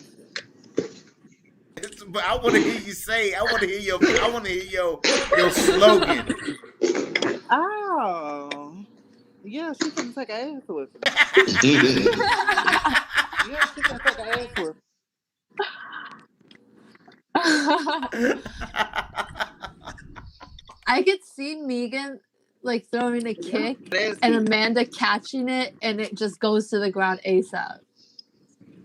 I can see that. I can see that too. That's just how it's gonna happen too. She's going to the ground. Like she might not even get like hit. Like she might like. I feel like maybe Megan will like start out with leg kicks. She just will grab it and will push her to the ground. Hey, BJ. Yo, BJ, I feel like making a video called Megan Simpson responses to LDWMAC, like respond to the community and just start talking real crazy and aggressive about why Megan's gonna win. She's gonna use her casket against her, and she's gonna take her to the ground, and she's gonna maul her like the queen of Australia that she is. Yeah, she's gonna win this fight. Y'all don't know what the fuck you're talking about. Like you know they sitting there with lotion waiting on this damn fight. They waiting. Yeah, they waiting on it. Crown Megan. They waiting for Megan to win this damn fight. Yeah, you right. You right about that now. They want this so damn bad. And there's a small part of me, a very small part of me, that wants it to happen for them. Not for them. Not for them, but just so. Because here's the thing. This is something I wanted to bring up. Have you been listening to the articles where Amanda Nunes basically saying, it's all right. You know, because she's Dana White's parent. It's all right. If they want to get rid of the division, and then I guess I'll go do what I got to do. You know, I mean, if just not enough girls, and you know, I want to hold on to this title forever. So if they didn't, you know, so she's talking about Amanda Nunes. You know Amanda Nunes. You know Uncle Dana got Amanda Nunes under his arm. So you know Amanda. She gonna say stupid stuff like that anyway. You know, I mean, come on, man. Her and Nina Asheroff, all they do is say stupid stuff, dude. You know, they just I don't know nothing about that. I mean, Amanda Nunes, she say dumb stuff, dude. But do you really think that Megan Anderson that okay, this is what I'm trying to say. Remember the situation with the most unloved. I mean, some of it is not just. Some of it is understandable in terms of a lot of people don't pay attention to those lower weight classes with dudes. I mean, it seems like it stops at 135. And we forget that all these people at 125 have great talent too, and it's actually kind of competitive. You just had a dominant champ, right? But remember when they was about to get rid of that damn division, and they sent DJ Dillashaw to go down there and take it. Man, that division bounced back fast. Right. You see how quick it bounced back? I mean, it went through some adversity to finally, get a champ because Figueiredo couldn't make the weight at first. But the division is back now, right? Wait, but did they have a ranking? Oh yeah, 125 rankings. There's no ranking in featherweight. There's not. Oh no, look. You talking about the featherweight women? He talking about the flyweight men. Right, there was a ranking in the flyweight men, right? Because ain't no division. That's why they ain't got no ranking. But anyway, they just hold a championship every couple of months for Amanda's honor, I guess. Whatever, right? It's a selling point. That's the only reason they act like that's the only reason they got the division now, right? But do you think that Megan Anderson is supposed to? They didn't want to say it, but do you think they're saying that like Megan is supposed to be saved in the division if she don't win this fight? They're going to get rid of it. I don't think they're going to get rid of the division. But that was the original plan with Megan Anderson, though. You know what I'm saying? Like, that was the original plan with Megan Anderson. She was supposed to come in and dethrone Chris Cyborg. You know what I'm saying? and then that was supposed to be Megan's division. So, really and truly and honestly, that was the original plan with Megan Anderson. That didn't work. Cyborg. I thought they made that whole thing for Cyborg. No, I don't think they made it for Cyborg. I think they made it for Cyborg, and then things went downhill between Cyborg and the UFC. Things started to go downhill, so that's when they started trying to get girls to come in. That's why they were doing these one-off fights for Chris Cyborg. They was trying to find somebody to dethrone her, and then I think that if they dethrone, and Megan Anderson was who they were going to probably make the division around, but now you have Amanda Nunes, who's already a champion, the champion. I'm going to tell you what it is, what I think. Excuse me, didn't mean to cut you off, BJ. Oh, no, you're good. I think it was called... Wait, hold on. Where's Gigi? Genesis Green got out of the chat. She must have had to go. Oh, okay. She'll be back maybe. But look, so it was called a transfer of power, okay? We don't have a whole lot of inside information, but we know that Chris Cyborg's camp was never liked by Dana and company, right? That's one part, right? And we know that Cyborg didn't necessarily, I don't know if she hates Dana White, but they clearly don't like each other, right? Not too much. And on top of that, I think they was waiting. They were hoping, like, if Cyborg loses that fight, it only has one fight that she's contracted under. They're like, well, we'll just give all that power over to Nunes. We ain't worried about a rematch. And it got to a point where, like, once she lost, and then all that stuff came out about that video, even though she didn't do it, but her team had made a video that had some false information about the UFC and Dana White. They just use an excuse like, you know what, we out, like he said, we out of the Cyborg business. I feel like it was an excuse to do it, but I understand how it happened. You feel me? So that's what happened, man. It was an easy out. You're dealing with one superstar instead of dealing with two superstars. Would it be better to have more than one on that level and have them fight again? Maybe. But, it all depends on what they want to do, and how they want to spend their money. So I don't know. Don't ask me to explain their business. So wait, I think I got cut off before. I still want to talk about the two main event fight. Okay, Jan and Izzy, right? So yeah, what about it? Go ahead. Everyone is choosing Izzy, and I kind of get it, but it's crazy. Not even one person chooses Jan, and I just feel BJ picked Jan. Huh? BJ picked Jan? Yeah, I picked Jan. I'm talking about the analysts, the MMA pros, all of them. I think it's almost 100% they picked Izzy. Honestly, I think it's a 70%, 30% Jan, 30% for Jan. I think it is a hard matchup, but I think Jan can get it done because it's in a smaller cage, right? Jan actually has really good BJJ in wrestling. Izzy gets hit. Like, they want to act like he's so elusive, but he gets hit. Like, Kevin Gastelum, he's so short. He connected his foot onto his face. How did that happen? Probably because Kevin. Look, I know people don't want to hear this. It probably was a matchup issue.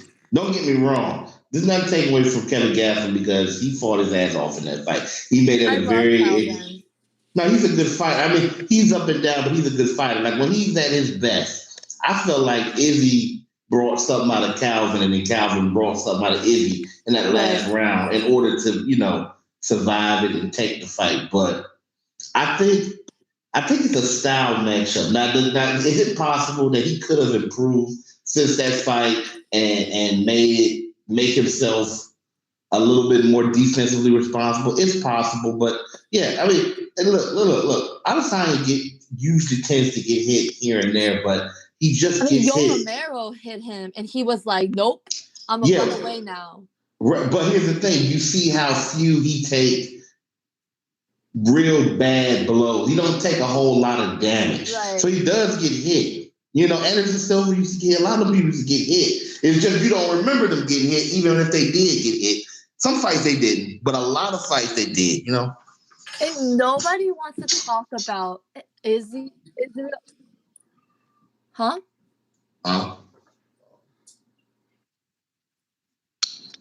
Well, so nobody wants to talk about, after the Costa fight, Israel Adesanya's little gyno problem. Okay, well, what that got to do with anything? They had gyno. Okay, because that might maybe affect the fight. That might affect the fight. Like, all of a sudden, he dropped Paulo Costa with one punch. In the middle of the pandemic, he grew a breast, and then he shaved his head. Little shady. Hey, Combo, you still there? Combo, you gone? You don't agree? Yeah. You don't agree? It's a little weird? I mean, it may be a little weird, but I'm not saying that's going to... Okay, what I'm saying is that going to affect him in the ring tomorrow? The fact that he shaved his head and he grew a boob. So what does that got to do with it? He didn't look like he had that problem on the way in, did he? I don't know. I have to look at that again. But I don't know, because that's going to affect. I'm like, that's going to favor him. But here's my question. If it didn't affect him while he was fighting the fight, I mean, Paulo Costa didn't even really touch him. He barely touched him in that fight. Stupid. But what I'm saying is, like, okay, so it was the middle of the pandemic, right? So, you saw it a little bit relaxed, like a little bit lax. And so... They weren't that lax, though. You still had to get tested. I know, but there's ways. And then, okay, he afterwards, he's like, "Oh, it's weed. It was marijuana. That's why. I'm going to show you guys the results." And then later, he didn't want to show us the doctor results. Probably because people forgot about it. It's called the news cycle, man. You know what happened. I'm just saying, like, that's why I'm really freaking rooting for Jan. It's gonna be a real hard matchup for Jan. Now listen. What I'm about to say may shock you, right? Yes. I'm actually rooting for Jan in that way too. Yeah. Believe it or not. That doesn't shock me. No, that doesn't shock you, but my explanation might be a little weird, depending on how much you follow with my content or what I say. All right. I'm very biased against double champion. I don't like double champion status at all. Me either. Nah, I only like them in a sport that BJ isn't much interested in. I think in boxing it makes more sense because boxing started off with, I want to say about 12. Once you throw in cruiserweight, the original weight classes, right? When you go down to like 135, 130, Like the difference between 5 pounds and whatnot. You see what I'm saying? The heavier you go, the less the weight matters. I think that's how it works, right?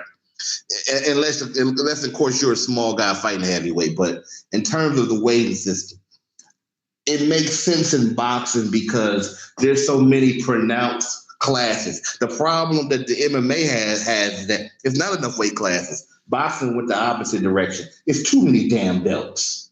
There's too many places that you can fight at, right? Weight classes, right? So in boxing, it's not so bad. But the fact is, the pools of talent, even though the pool of talent in the UFC might be some of the most talented fighters in the world, let's just assume most of them, period. The majority of the most talented fighters in the world fight in the UFC. I mean, if you include all of them, the kickboxing, boxing, Muay Thai, let's just make an assumption and say that's true, right? But the pool, there's not enough people. So once somebody wins a title, then they go win another title, and then this fight gets held up, and then you got to negotiate. I don't like that. It's bad. It takes the life out of divisions. That's why I'm not with it. And that's why I don't necessarily know if I'm even going to watch the fight, because I think Izzy's going to win. I really do, but I don't want to know. Don't say that. I don't want him to win. I don't care how Jan wins. I would prefer he win and Izzy go back down. I would hate to see Izzy lose. I would like him to keep that O. I like Izzy. I would like him to keep that O on his record, but again, I don't know, man. I don't like him. I'm not with it. And I won't talk about it. If he wins it, I don't want to talk about it until he trust me, if he wins that belt, I don't think he's going to defend both. He's going to stay at 205. I watched the little interview after the weigh-ins, and he says he wants to he'll defend it a couple times. He wants to be like Anderson Silva, flex the belt or something. Like I don't remember exactly, but it's something like basically he wants to follow in Anderson Silva's steps, kind of like that. Like he'll defend it a couple times, and then we'll see. But he said middleweight is his like class or whatever, weight class. Yeah, he did say that. Yeah, he definitely did say that. He acted like he's doing that, so I guess, but we'll see. I mean, he didn't really clean out the division. I get what you're saying. He didn't clean out Robert. I like Robert Whittaker. He's been cleaning out for him, honestly. Yeah, he definitely did. So like literally, like he's been cleaning it out for him. So it's like, Adesanya didn't even clean it out, and they, yeah. So what about Jermaine Sterling? What's that? Aljamain Sterling. And, I think Sterling's gonna win. I think Sterling's gonna win it too. I think he's going to win too. I think he's going to be able to get control of the fight at some point. I think it's going to take a minute because Patreon is tough. He's tough. He's going to go to war. You know what I mean? Yeah. I still like that fight against Aldo Moraes. Aldo, yeah. Aldo, okay. Aldo was doing well. Aldo was doing well, but then, he gasses out after 3 rounds. Yeah. Now, I wonder if they fought in their prime, because Aldo's fast and he's powerful. I mean, he don't necessarily have the greatest gas tank, but technically his gas tank was actually better than Conor. I think that Conor outsmarted him and took him out early. But if it would have been Aldo and Jan at his prime, that would have been it was already a great fight, but it would have been real interesting. Because the first thing I said, hey, Robert Henry. I'm doing too much. Robert Henry, we got to get off this podcast, man. You crazy? You got us on here, boy. I'm supposed to then end this thing. Oh, okay. I thought you was going in for the longer haul like you did that one time. No. I'm about to get everybody closing thoughts. I got to get out of here. Me and my boys going out for a drink. Okay. All right. Combo Breaker 99. You got any closing thoughts, my friend? I'm gonna let you get back to work, bro. He gone. Yeah, closing thoughts. Hashtag. I'm right here. Hey, closing thoughts, hashtag Miranda, TKO Jillian. Yeah. Hashtag Miranda submits Jillian. Wow. I'm out. My closing thoughts is Amanda the Lioness Nunes for the win. I ain't gotta like it, and you don't have to either. Go ahead, Mina. My closing thought is I think Jan's gonna win, and I'm excited for Andrade and Valentina, and I hope Andrade slams Valentina. Uh-oh. That's all. Valentina get right back up. You already know. Genesis Green, any closing thoughts? These belts don't mean nothing, man. Rose for the win, baby. These belts Alright. don't mean nothing. Wait, Genesis, who are you rooting for? The Valentina and Andrade? I mean, I'm a Valentina fan. I just want somebody to give Valentina a good fight. Just I think somebody. low key you're more of an Andrade fan. Come on, you like her style. You like how she slams everybody. No, I mean, the slams is cute, but she's really reckless. She's really a street fighter. But that's what I think will give Valentina problems. Like so technical, you know, like Mina. BJ gotta go. It don't mean nothing. Just be a good person. Just be okay. Goodbye. All right, goodbye. Have fun. All right, y'all. I'm going to close this thing down. I appreciate Genesis Green, Combo Breaker 99, Mina Bay, Genesis Green, everybody for coming in, everybody for sticking through in the comment section. I appreciate every last bit of it, man. I got to get up out of here. Y'all done kept me on here way longer than what I was supposed to. Y'all just done fucked me all up, man. Y'all got me tonight, man. Y'all definitely got me tonight. Well, guys, I'm going to go ahead and shut this thing down, and I'm out of here.